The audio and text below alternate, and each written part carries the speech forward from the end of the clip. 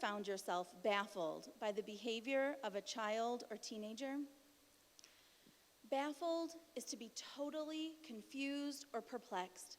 I have 2 daughters. I have 7 nieces and nephews, and if you add up all of the children around the world who call me Auntie Gigi, the number is higher than I could count, that's for sure. Our team at Refuge Zimbabwe spends the bulk of our time training parents, caregivers, teachers, and community workers how to understand and respond to the behavior of their children and the children that they care for.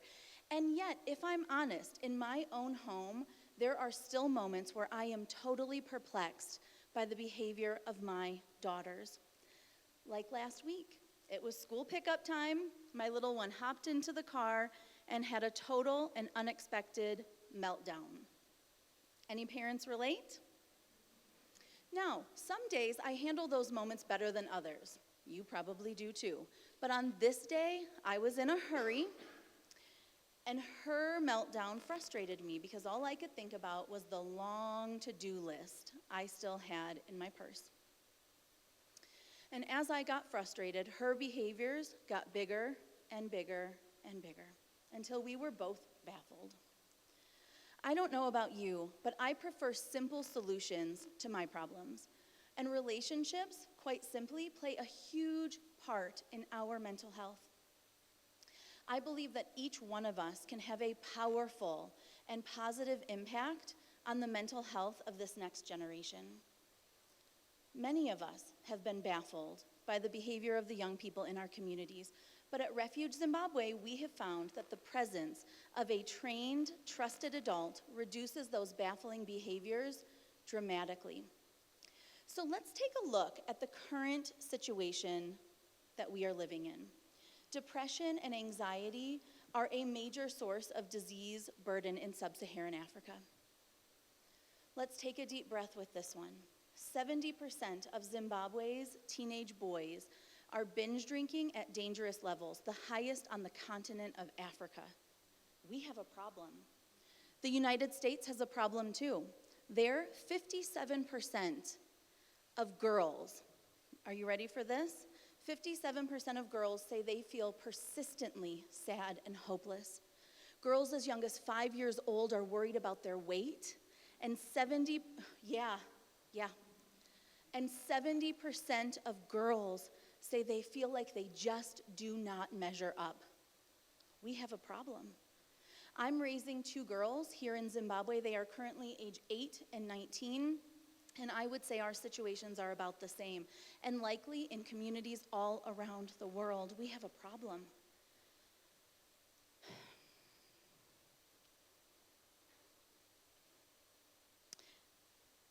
Desmond Tutu famously said that there comes a point when we need to stop just pulling people out of the river, but we need to go upstream and figure out why they are falling in. Take a deep breath with this one again. 700 girls between the ages of 10 and 14 gave birth in Zimbabwe last year. 1/3 of our girls in this country are married before the age of 18. We are pulling kids out of the river as fast as we can, but frankly, these numbers are baffling. And at Refuge Zimbabwe, we made it a point to go upstream and see why they were falling in. And what we found up there was a terrible, terrible thing: trauma. At the core, trauma is a wound of the heart, but it's the kind of wound that once you experience it, it changes the way you engage in the world afterwards. Trauma is a terrible thing, and the most terrible thing about it is how common it is, especially in childhood, when our brain is developing rapidly and our mental health is directly linked with our home being a safe, secure place. This January, we did a training for private school teachers in Harare. 70% of the private school teachers that we trained said they had experienced 1 out of the 10 major adverse childhood experiences.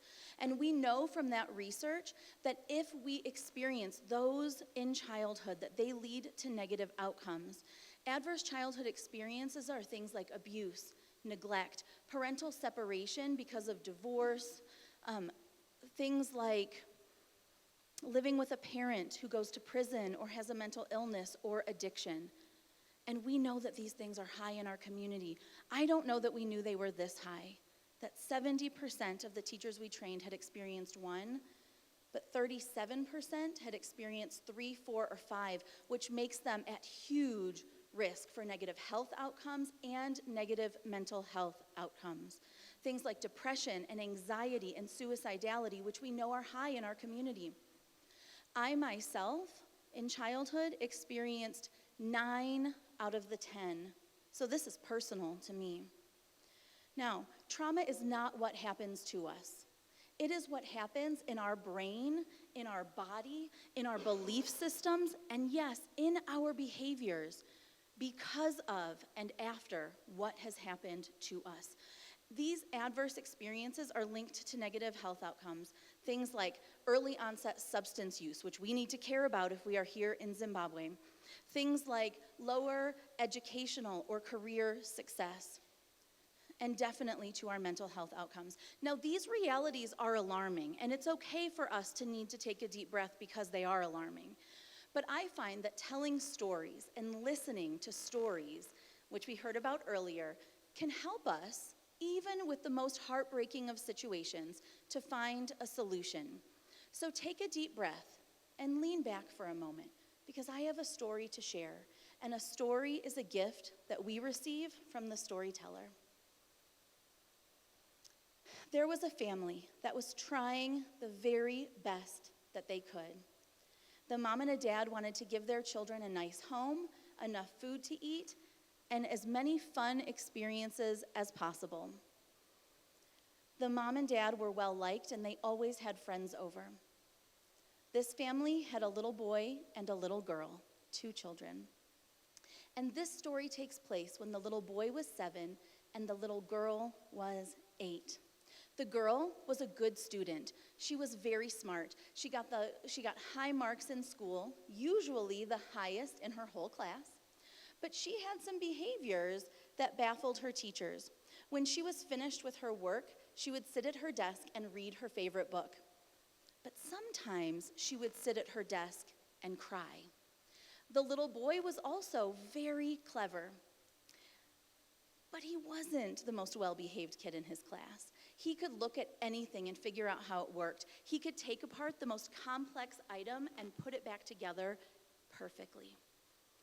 He didn't behave the best in his class, but he was well-liked, so his teachers would generally overlook his wiggles and his giggles. Teachers can imagine a student like that. And this little girl and this little boy had baffling behaviors that started to get more frequent. The little girl was crying more. The little boy was struggling to sit still and pay attention for even a few moments.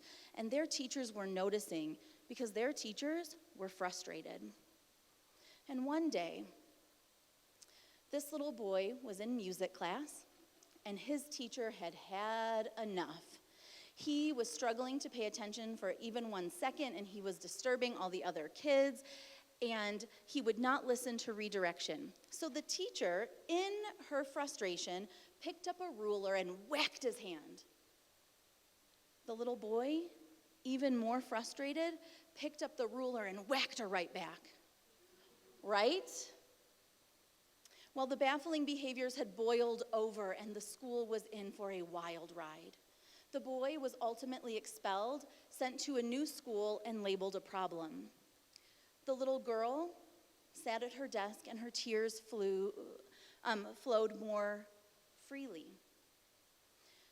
But her grades stayed high, so her teacher made accommodations for her. And one day, the principal realized, this is not okay. Something is going on here. And she responded with compassion. She set up a safe place in her office for the little girl to come and sit and cry. And the principal would take deep breaths while she sat next to the little girl in her tears. And when she was done crying, the principal would send her back to class to carry on with the day.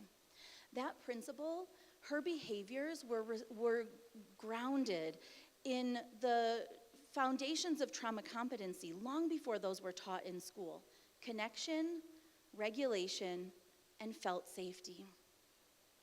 The little boy and the little girl were drowning in the exact same river. They were growing up in the exact same home with the exact same adverse childhood experiences. And no one outside of their home knew what was going on. But their behavior was telling a story. Different behaviors, same story. And they needed interpreters in their classroom to help them be heard. The little girl's teacher responded with compassion, and the little boy's teacher responded with punishment, and the paths of their lives were impacted. That little girl, she graduated from high school and went to university. That little boy dropped out of high school and went to prison. What we learn in school is so important. How we believe, what we believe about ourselves while we learn in school is very important too. There is a quote that says, "A good education can change anyone, but a good teacher can change everything." And for kids who are hurting, they need everything. That story was about my brother and me, and we were both getting a good education. It just so happened that the year that the wheels fell off in our lives because of our parents' addiction and everything that comes along with that I had a really good teacher who treated me with kindness and compassion because she understood that my tears were telling a story, and frankly, because teachers like the kids who get the highest grades in the class. My teacher and my principal, in the face of baffling behaviors, made a plan based on safety, regulation, and connection, and that changed everything for me. I'm standing here today to share an idea that will have a powerful and positive impact on the future, because although trauma has a negative impact, healing-centered relationships provide resiliency, and they ensure not only our mental health, but our future success. Just so you can see, that's my brother and I.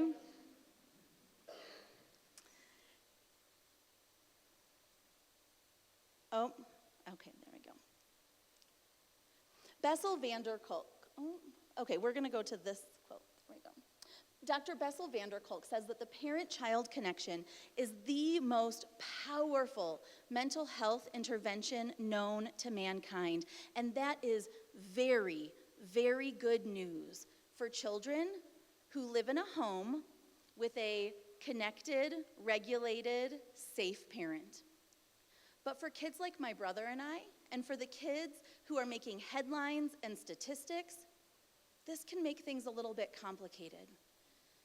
Now, what we know is that for the kids that we care about, they don't all have a mom and a dad.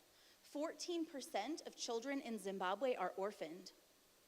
What you may not know is that even for kids who have a mom and a dad, they don't all consider them to be a safe, trusted person in their life. As a matter of fact, less than 20% of the teenagers and high school students that we have served from private schools in Harare this year, less than 20% of them have identified a parent or a caregiver as a safe, trusted person in their life. So for all of us, this is important to pay attention to. And that's not great news. But what is great news is that this connected relationship as a mental health intervention extends outside of our home and into our classrooms and our faith communities and our other safe places that children come to. So we're going to move upstream a little bit further. We saw that trauma is a problem. We saw that connected relationships are a mental health solution for us. And what we're going to do is we are going to look at some more information. Our team, This is a connected relationship. That's my daughter and I. And don't we wish that every child had that right now? So a little bit more upstream, let's take a look at who our teenagers are and what they are saying about themselves. So they said less than 20% have a safe, trusted relationship with their parents.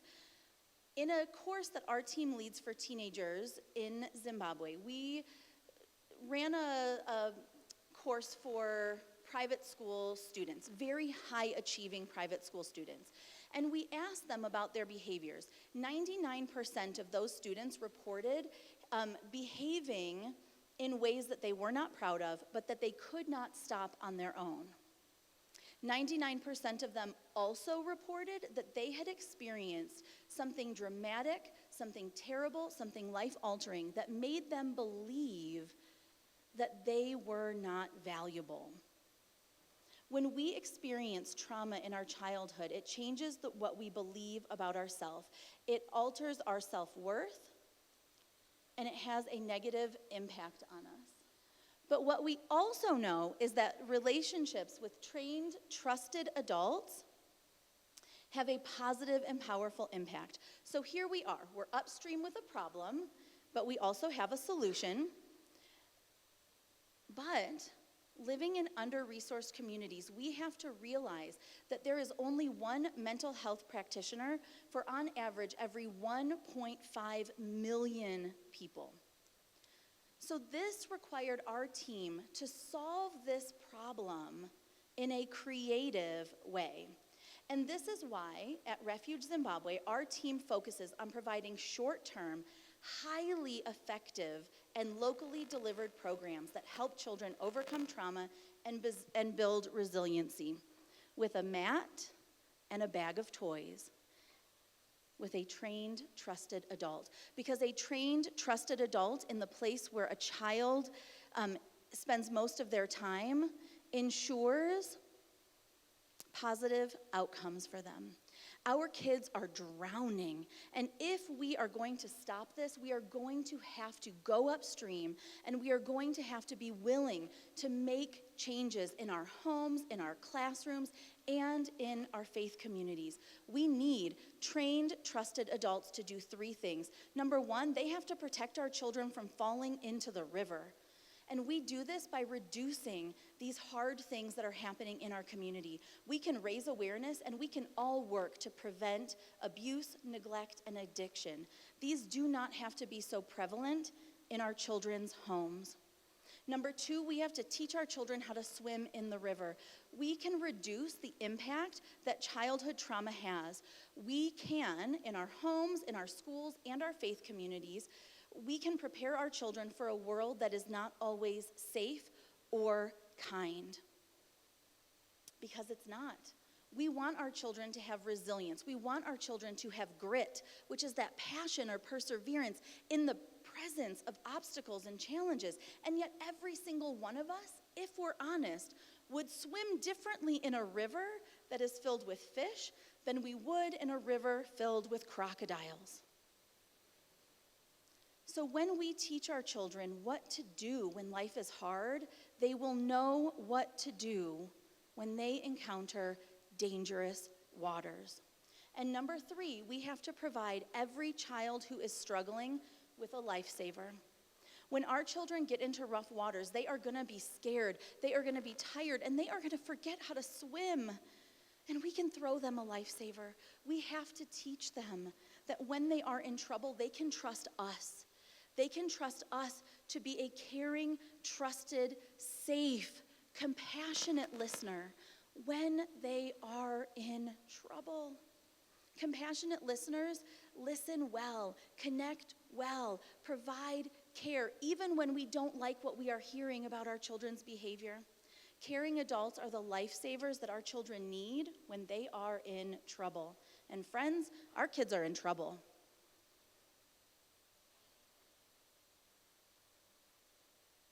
Connected relationships with safe, trusted adults reduce the impact that trauma has, and it builds resiliency. Children who are regulated, connected, and feel safe do not behave in the ways that baffle us. They do not, because they have healthy ways to get their needs met. We are distraught about these statistics and these figures and these baffling behaviors of our children, but they are not that confusing. When we see children drowning in the river of unhealthy behaviors, of heartbreaking statistics, let's remember that this isn't confusing. It makes total sense for children who are disconnected, dysregulated, and do not feel safe. No amount of punishment is going to take those behaviors away. However, a relationship with a caring adult who listens, who's trusted, just might be the life raft that all of our children need. Now, I believe that we have the power to reimagine a future with a strong foundation of mental health. Wouldn't we all like that? To reimagine the future differently than it is today? And we can do that by simply ensuring that we, as adults, learn to move through the world as safe, regulated, and connected people. This is an idea that is worth investing in, and it is an idea that is worth sharing, because healing-centered relationships with ourselves, our families, and our communities take work, and they are the key to mental health for the next generation. Friends, simple ideas are not easy, and this one is worth working for. I have chosen to dedicate my life to being a safe adult and ensuring that other children have one too. I was once given advice to be the person that I needed when I was that little girl sitting at her desk crying. And that was really good advice in my personal healing journey, and even in breaking cycles, so that I gave my daughters a world and a childhood that was better than I was given. Great advice. But for me, as a vision, that seemed a little bit too small, right? Just to give my children a better world, just to give myself a little bit more care and compassion, those are good things. But as a vision, it was just too small. So I would rather reimagine the future for myself and my children and re-envision the world for all children. Dr. Karen Purvis, my most important mentor, powerfully said, "Imagine a world where the cry of every child is met by a safe, loving, compassionate adult." We can do that by equipping the people who spend the most time with children with a few simple healing play practices that help them overcome the hard things that are happening around them. Will you join me? Let's create more caring classrooms, connected families, and trauma-competent churches. We can start today by simply ensuring that we are compassionate listeners for children, helping them to feel safe, connected, and regulated in their best moments, but more importantly, in their hardest moments. Thank you.